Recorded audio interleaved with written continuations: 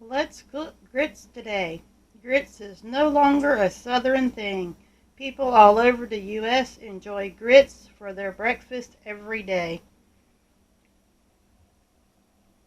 And right there we have a lovely scrambled egg to throw on top. So stay tuned and I'll show you how to cook grits. Welcome back to the Cozy Cottage Homestead. Today we're going to be talking about grits and showing y'all just how easy it is to cook up some grits.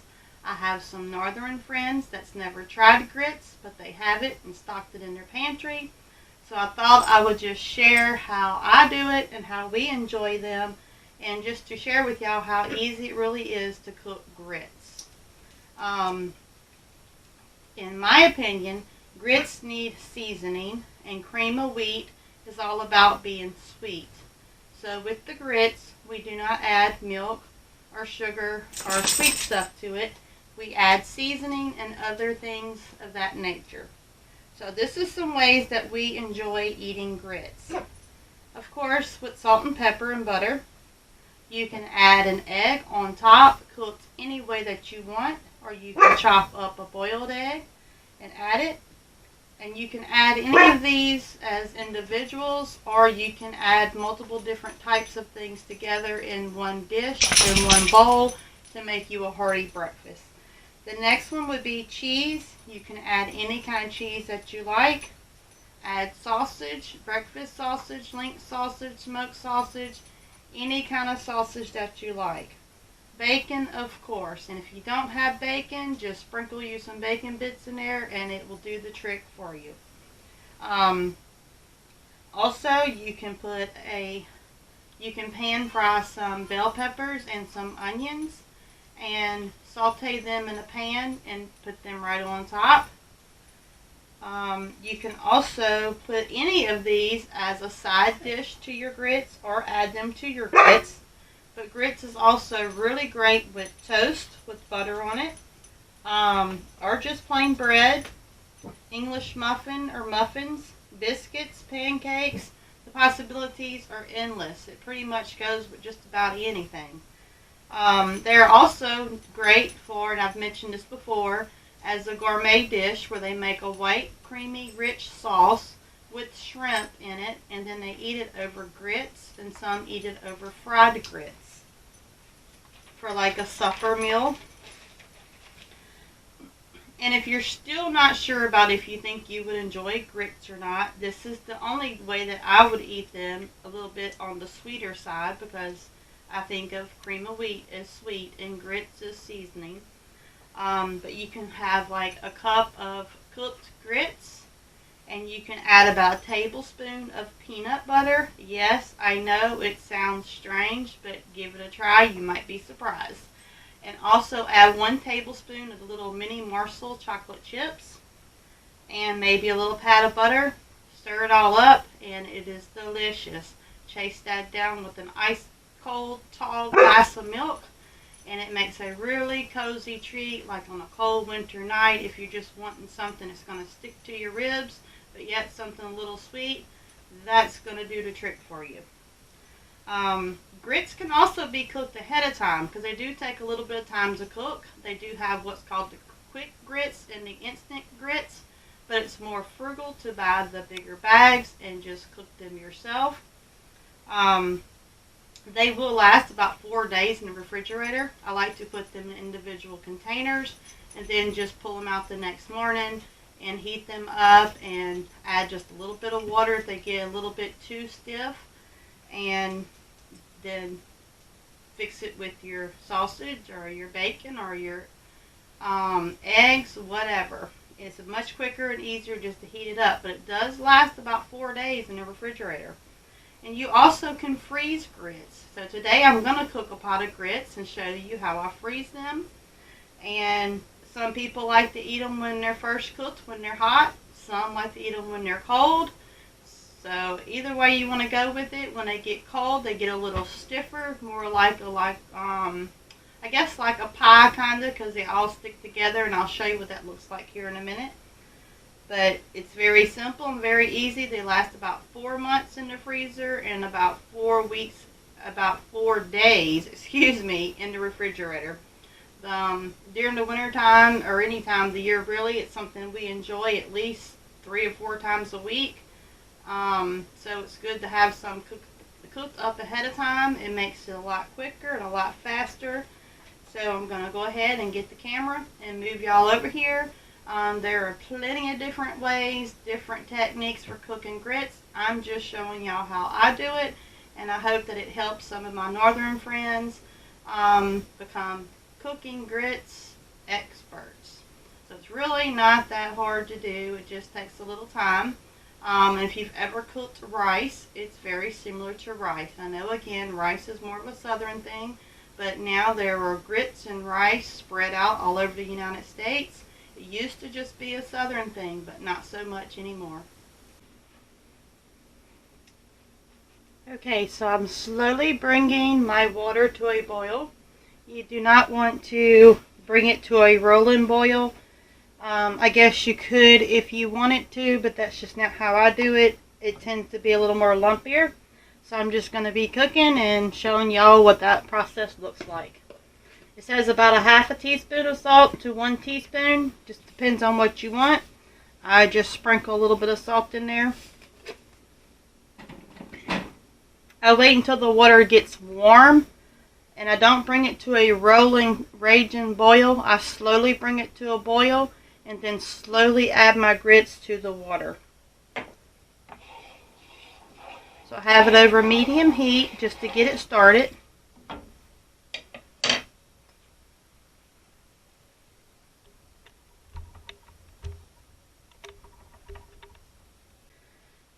So when I start to see a little bit of bubbles in here, I'm going to go ahead and add the grits.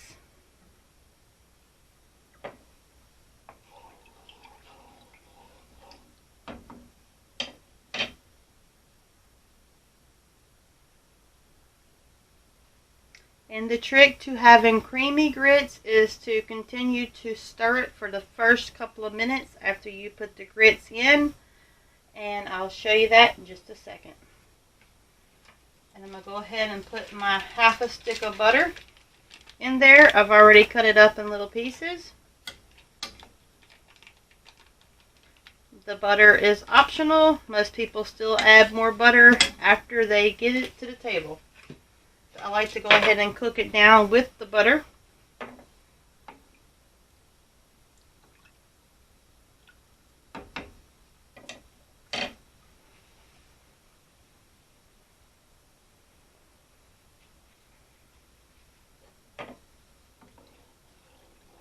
This is 4 cups of water. It's going to be 1 cup of grits, a half a stick of butter, and about a half a teaspoon of salt.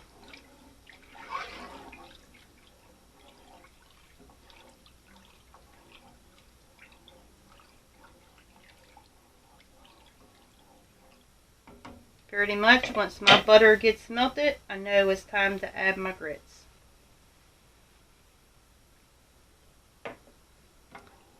If you wait until your water is at a rolling boil to add your grits, it will indeed be a little bit lumpy.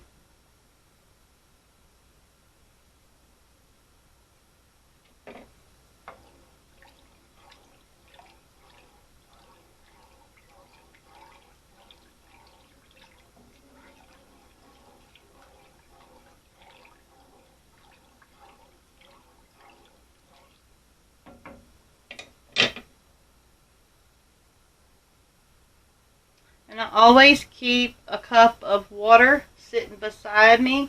So if I need to add a little more water, if I want to make it a little bit creamier, or if I want it to be thicker, I won't add the water. But if I want it a little creamier, I will add a little water towards the end if it's not the consistency that I like.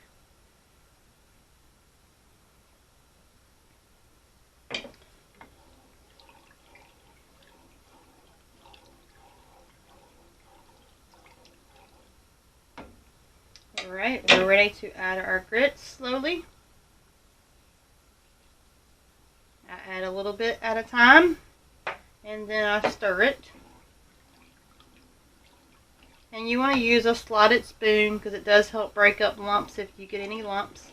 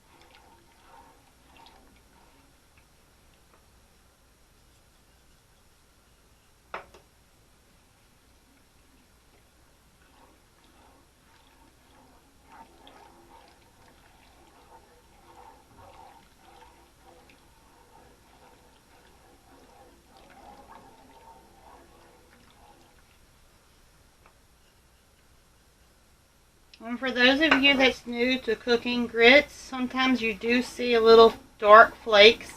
It's just where the grits were toasted a little more than the rest of the grits. There's nothing wrong with it. Your grits does not have bugs in it. So don't think there's nothing wrong if you see a couple little dark flakes that look like big grains of pepper. There's absolutely nothing wrong with it. That is completely normal. I believe it even probably tells you that on the package.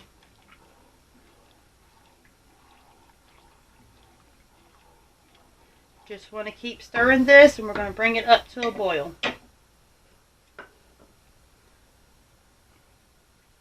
And once it starts boiling, I'll let it go for about 2 minutes, and then I will turn the heat down to like a low, and then let it simmer for about 5 minutes.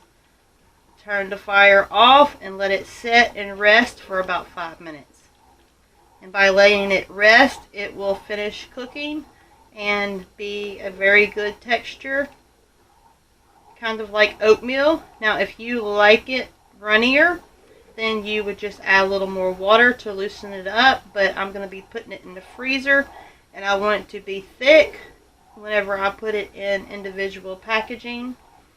And then when we get ready to cook it, we can just add a little water to it to make it the right consistency that we enjoy it. And it's already getting thick. Just keep stirring it for the first couple of minutes so that there's no lumps.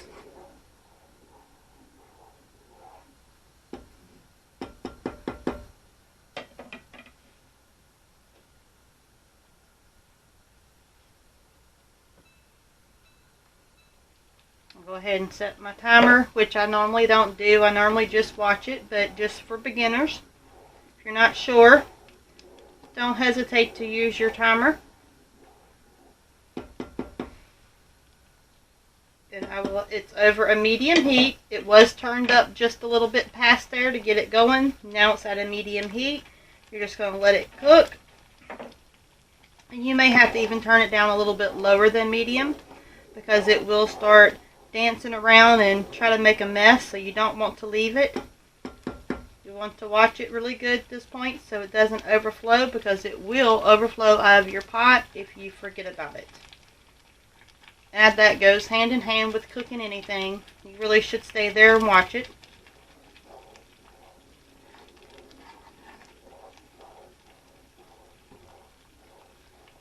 I hope y'all can see that it's starting to get really thick.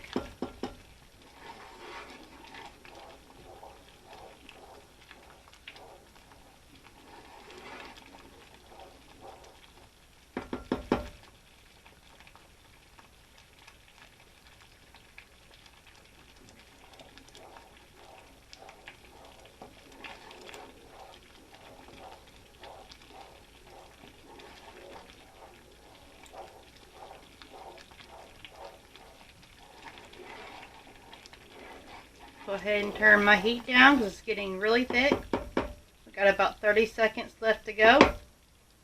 Just don't turn it down too fast. You want it to keep bubbling like it is.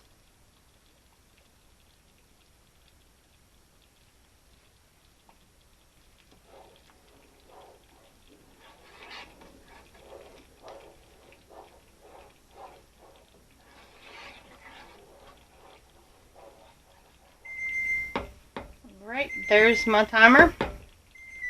And I'm going to go ahead and turn it on low. And then I'm going to let it simmer for another 2 minutes. And then I'm going to cut it off and let it rest for 5 minutes. And then I'll be right back to show y'all what that looks like. Alright everyone, our grits are ready to be plated up. And I'm going to show you how I throw them in the freezer.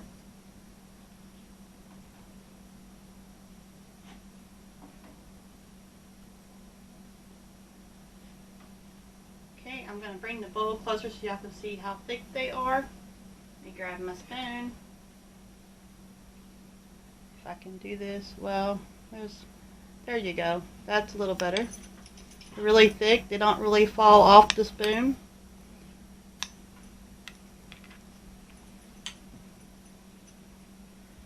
Alright, so the rest of these is a bunch of them. I'm going to put them in a 8x8 pan. I have graciously buttered it, and I will dump them in there.